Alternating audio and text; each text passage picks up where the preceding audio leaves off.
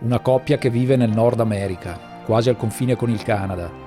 Sean e Sasha, dal canale Edible Acres, ci mostrano alcune tecniche per sfruttare al meglio le risorse naturali in un piccolo lotto di terra. L'essere umano che sfrutta il proprio cervello, il proprio istinto e la propria sensibilità per sottomettersi attivamente alla natura, osservandola, assecondandola e utilizzandola a proprio vantaggio. Un'attività intensa e meravigliosa che condividono con noi. Questo è Edible Acres. Buona visione.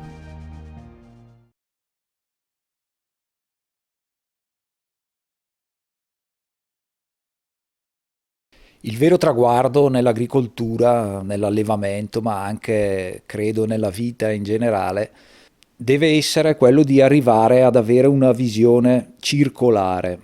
Purtroppo nella nostra esperienza quotidiana, e quindi anche in agricoltura e in allevamento, la maggior parte di noi ha una visione lineare. La visione lineare è una visione limitata. Normalmente, secondo la tradizione, un pollaio viene gestito secondo la visione lineare, cioè vi è l'introduzione di mangime e di acqua e di riparo agli animali, quindi prestare le cure necessarie alla loro sopravvivenza, e vi è l'estrazione. Da questo pollaio andiamo ad estrarre, i frutti che sono le uova e la carne degli animali. Purtroppo questo tipo di visione lineare e limitata è destinato a portare ad una serie di problemi legati alla natura degli animali che stiamo allevando, ma questo non solo nel caso dei polli che stiamo vedendo oggi, ma in generale di tutti gli animali, anche dei bovini e dei suini. Quando un animale viene fatto vivere in spazi ridotti, dove viene negata la libertà di movimento e viene alimentato con mangimi spesso non adatti alla specie che si sta allevando, cioè non adatti in quella che è la natura dell'animale che si sta allevando, nascono tutta una serie di problemi, di malattie che poi portano all'uso di medicinali come antibiotici o altri tipi di medicinali, portano al problema dei parassiti, ma anche solo la mancanza di movimento da parte dell'animale porta a tutta una serie di problemi anche, potremmo dire, sociali, e questo è molto evidente nel caso dei polli, che sono animali che possono diventare anche aggressivi tra di loro all'interno di un pollaio. Chi ha il pollaio sa benissimo che si creano all'interno del pollaio delle gerarchie all'interno degli esemplari, e dove gli esemplari più deboli spesso vengono aggrediti dagli altri esemplari. È solo quando tutti gli animali hanno questa possibilità di nutrirsi correttamente e di poter esercitare una corretta attività fisica che possiamo assistere a questo stato di salute generale del pollaio. Nel video di oggi andremo a vedere un metodo con il quale andiamo un po' a stravolgere quella che è la nostra mentalità in fatto di alimentazione e di anche esercizio di questi animali, anche se vedremo lo spazio dedicato a questi animali da Edible Acres non è enorme, lo spazio a loro disposizione per il numero di esemplari che possiede.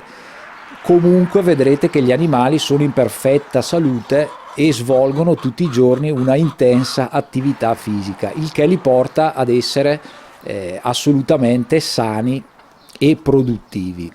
La visione circolare del pollaio ci porta invece a vedere questi polli non solo come produttori di uova e di carne, ma anche e soprattutto come trasformatori del materiale organico, che poi diventa la base. Abbiamo visto in molti video sul nostro canale della produzione del compost, che io, non avendo un pollaio, devo costituire fondamentalmente partendo da materiale vegetale e affidandomi ai batteri del compost e in alcuni casi del bokashi.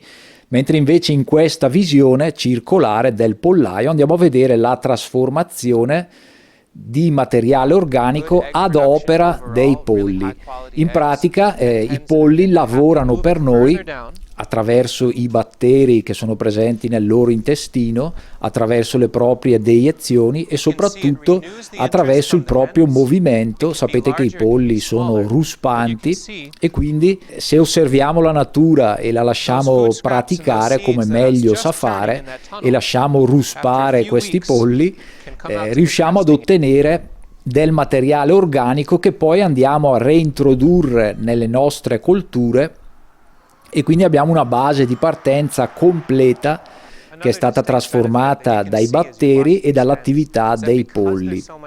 E sappiamo tutti che il compost è una grandissima risorsa per chi vuole cimentarsi nell'arte dell'agricoltura. Una delle domande che più spesso abbiamo sentito proporre è se sia nata prima la gallina o l'uovo. È una domanda a cui è difficile rispondere, è un piccolo rompicapo, ma sarebbe come chiedere se è nato prima l'albero o il seme. Sappiamo che da un piccolo seme può originare una pianta enorme. È proprio questa una visione circolare dove già la nostra mente è costretta a ragionare non in termini lineari, ma in termini circolari. Ed è proprio il seme che è alla base di questo metodo che andiamo a vedere di Edible Acres, questo signore degli Stati Uniti, della regione di New York. Il seme è alla base di tutto questo principio, diciamo, di tutto questo sistema di alimentazione dei polli. Nella normalità siamo abituati a vedere nella tradizione, ci rechiamo in un negozio ed acquistiamo questi mangimi premiscelati che contengono di solito varie granaglie o semi che di solito sono spezzati, sono frantumati, vengono appunto miscelati, infatti si chiamano miscele per polli, miscele per conigli, per qualsiasi animale di allevamento. Ed è proprio qui il primo errore, andare a rompere il seme. Quello che invece ci propone Edible Acres è di utilizzare semi interi, quello che in inglese chiamano whole grain. Quando un seme viene somministrato, diciamo, nella sua interezza, questo è capace di originare naturalmente, per fatto naturale, il seme germoglia. Facendo un piccolo salto nel tempo, tornando indietro ai tempi delle legioni romane, sappiamo che quando i legionari romani si spostavano durante le loro marce per andare a conquistare qualche terra straniera, sono state ritrovate delle sacchettine di cuoio, si portavano delle piccole sacche di cuoio all'interno delle quali custodivano dei semi. E praticamente si ritiene che durante le marce questi sacchetti di cuoio venivano tenuti al tepore dello stomaco, venivano conservati nella zona dello stomaco dove vi era l'umidità e il calore, e durante le loro marce questi semi germogliavano e i soldati in marcia potevano così integrare la propria alimentazione con i germogli di questi semi. Sarebbe stato diverso se avessero mangiato il seme, semplicemente il seme. Oggi sappiamo bene che è una pratica corretta e salutare introdurre i germogli nella nostra alimentazione quotidiana. Il metodo di Edible Acres si fonda proprio, diciamo, mette le sue radici nel seme, nella forza dei germogli e dei semi interi. Un buon metodo per iniziare questo tipo di sistema potrebbe essere quello di dividere la nostra superficie che abbiamo a disposizione in 3 zone. La prima sezione di questo sistema è dove inizia tutto il processo. Qui vengono posizionati i materiali freschi, che sono scarti di cucina, può essere paglia, fieno e anche cippato di legna, quello che gli inglesi chiamano wood chips, o anche segatura di legna. Qui è buona cosa un po' imparare le proporzioni corrette tra materiale a composizione carbonica e materiale a composizione azotata.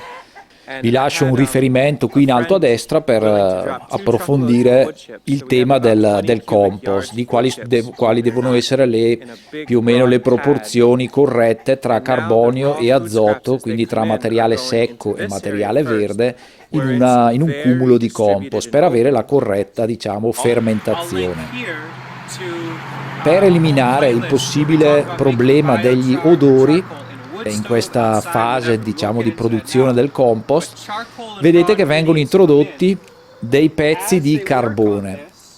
Sul canale di Edible Acres ci sono molti video su come produrre questo carbone vegetale, che è assolutamente indicato per questo scopo, per assorbire tutti quelli che possono essere i gas odorosi, diciamo, tutti gli odori provenienti dal compost in formazione. E magari dedicheremo una puntata per andare un po' a vedere come produrre questo carbone. Questa prima fase è il momento in cui andiamo ad interrare i nostri semi interi. I semi interi vengono interrati sotto uno strato di paglia o di segatura, quindi materiale carbonico, di composizione carbonio, vengono interrati in modo che con il passare del tempo questi semi, protetti all'interno della massa di materiale, inizieranno a germogliare. La superficie del terreno in questa fase appare abbastanza calda. Ciò significa che si è avviata questa fermentazione. Da qui in avanti questi semi inizieranno progressivamente a germogliare. È importante fare bene tutte le fasi per non trovarsi naturalmente alla fine del ciclo con un compost contenente ancora questi semi allo stato vitale, che quindi possano germogliare poi nel terreno di coltura. Per questo motivo non dobbiamo pensare che questo sistema sia esente da sforzi, cioè dove i polli fanno tutto da soli. Non è così, soprattutto quando andiamo a incorporare strati così spessi di materiale organico. I polli non sono in grado comunque diciamo, di rivoltare questo materiale, è quindi comunque necessaria l'azione dell'uomo. Io immagino che Sean debba dedicare a questo lavoro almeno un'ora tutti i giorni, ma dobbiamo considerare che lui possiede circa 50 o 60 polli e si trova, vedrete dalle immagini, si trova a dover gestire quantità veramente enormi di questo compost. Il nostro obiettivo non deve essere quello di produrre queste montagne di compost, ognuno può adattare alla propria esperienza e necessità il numero di polli e diciamo, la quantità di materiale organico che vuole incorporare nel processo. Nella seconda zona, diciamo nella seconda fase, è dove entrano in azione i polli, in quanto andiamo un po' a sollevare il materiale che era stato quasi pressato, paglia, la segatura, le foglie, tutto questo materiale carbonico con dentro i semi, lo andiamo a rivoltare e da qui inizia la seconda fase, che è dove i polli invece riescono veramente ad utilizzare le proprie zampe, le proprie unghie per rivoltare questo materiale. Mentre i polli rivoltano questo materiale, avviene l'arieggiamento di questa massa di compost e i semi che sono germogliati entrano in contatto con la luce. I primi semi che hanno già germogliato iniziano ad essere mangiati dai polli. Questi sono veramente ghiotti di questi semi che sono teneri e hanno iniziato così a germogliare. Inoltre, con il passare del tempo, Sean ha notato che all'interno di questi terreni si stabilisce una popolazione di lombrichi. Nel corso degli anni lui ha notato che questa popolazione di lombrichi è cresciuta e si è stabilizzata all'interno dell'area che lui destinava a queste operazioni, e quindi anche qui abbiamo un'altra riserva extra di proteine che i polli iniziano a mangiare, di cui sono veramente ghiotti, ed è un altro elemento che va ad arricchire la loro dieta: germogli, semi, erbe che trovano all'interno. Questa dieta di questi polli è veramente completa. E qui questa visione circolare.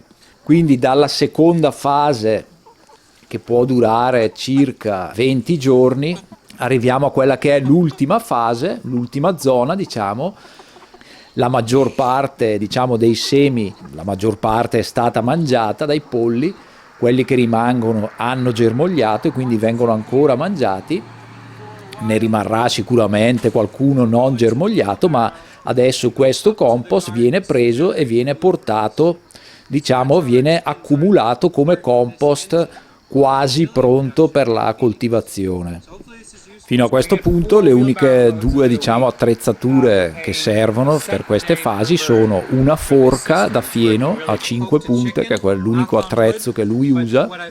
Anche qui bisogna stare attenti di non infilzare i polli. Naturalmente prima appoggia sempre la forca al terreno e poi con il peso la affonda nel terreno in modo da non infilzare nessun pollo.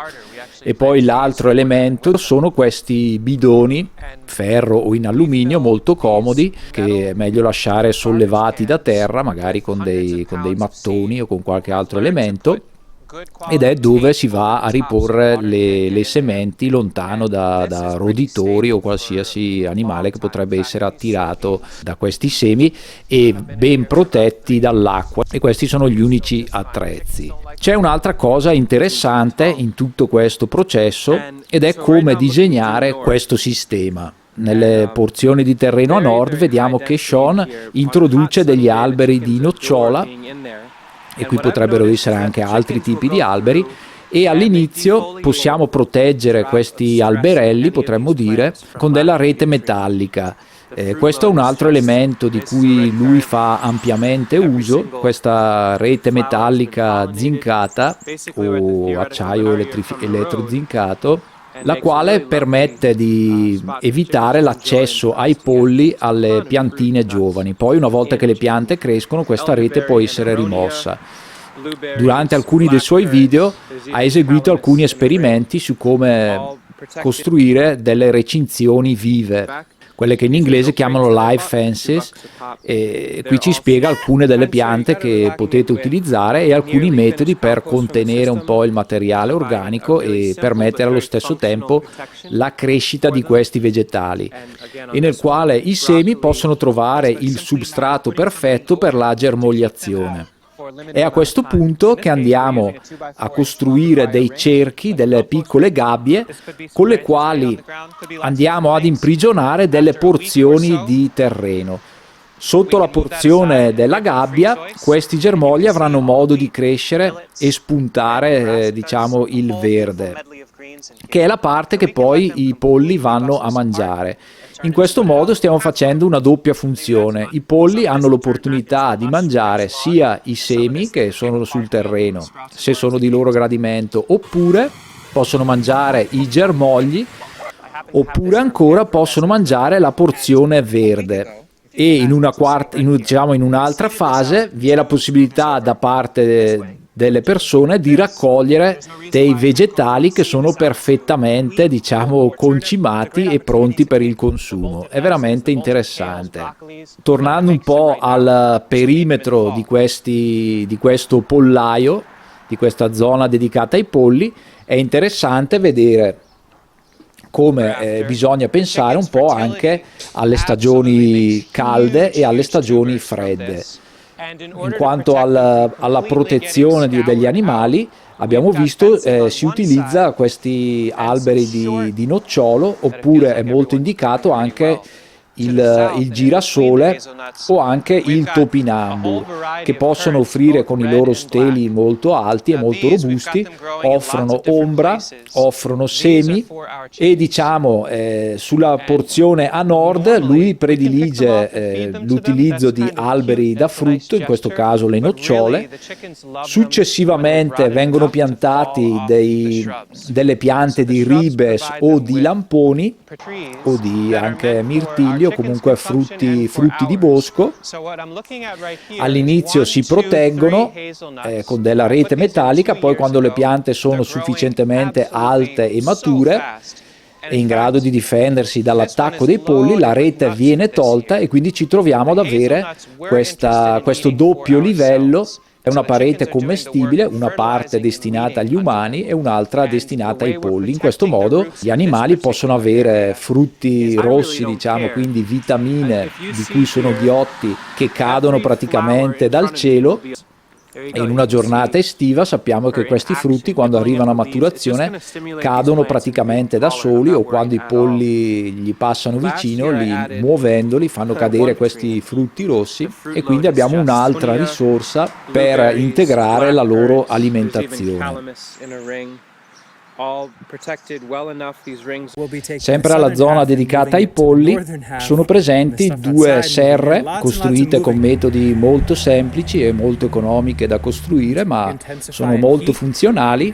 In inverno vengono dedicate, diciamo, diventano uno spazio dove i polli possono continuare la loro attività in un clima favorevole, in un clima tiepido, favorito dalla temperatura del compost, che è continuamente in processo, mentre quando l'inverno sta per finire vengono svuotate da questo compost e vengono trasformate in semenzai a letto caldo con un sistema molto ingegnoso.